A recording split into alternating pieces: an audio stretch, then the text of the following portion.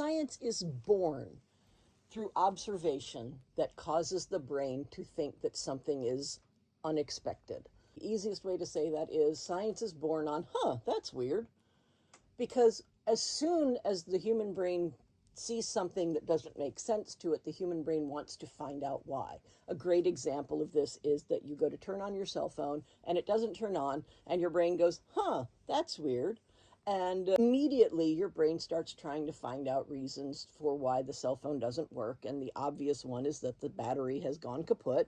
So you try plugging it in and boom, it works. And lo and behold, the conclusion to your hypothesis that the battery didn't work is supported by your evidence, because now that you've plugged it in, the phone comes on. If that doesn't work, then you try to do a hard reset on it. If that doesn't work, you try to attach it to a computer. But you're constantly running through hypotheses, which are the battery is no longer charged, which leads to it needs to be hard reset, which leads to I need to plug it into a computer and see what I can find out.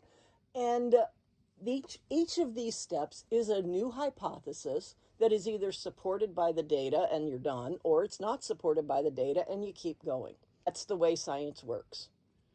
The most wonderful example, the thing that I think is most interesting about, that's weird, involves the invention of the microwave oven, because there was a dude who was trying to determine a way to see planes before they could be heard so that they could give warning to cities that were going to be bombed. So he was essentially working on radar, which is something that we take completely for granted now, but in World War II, it didn't exist. One of the ways that he was trying was to use this device called a magnetron, and magnetrons produce microwaves. Guy was working on radar, he was working with the magnetron, but before he had it working, one day he happened to have a chocolate bar in his pocket. And he went to lean over the magnetron, did some stuff. He pulled the chocolate bar right out of his pocket, and the chocolate bar was completely melted, and there was absolutely no reason for the chocolate bar to be melted. It was not hot enough in the room for it to melt. It was not close enough to his body heat for it to melt. There was no reason for the chocolate bar to have melted. And so he did the classic start of science, the, that's weird. And he thought to himself that it was something to do with the magnetron that caused the chocolate bar to melt. He, being the scientist that he was, now having a hypothesis, decided to test it by going and getting another chocolate bar. And lo and behold, the second chocolate bar also melted. Because we're scientists and you have to tell us 3 times, he went and got a third chocolate bar and melted it too. But he didn't stop there. This is one of the most amazing things about scientists, is that when we find something that's cool, we want to test it a lot.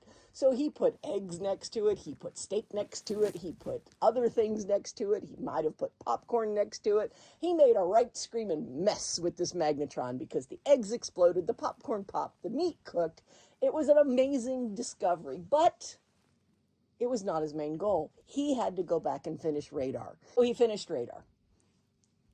Got it working, got it perfected, got it deployed, went back to the magnetron, and went back to decide what he could possibly do with this new discovery that this magnetron could melt and cook and explode things. So he started working on it, and he developed a system to use the magnetron to cook food. The reason that a magnetron is so good at this happens to do with the properties of water and what happens when they get hit by a certain wavelength by the microwaves, but that's a different video that will be coming. The microwave was born from the invention of radar, and the very first commercially available microwave oven was sold by Amana under the name Radar Range.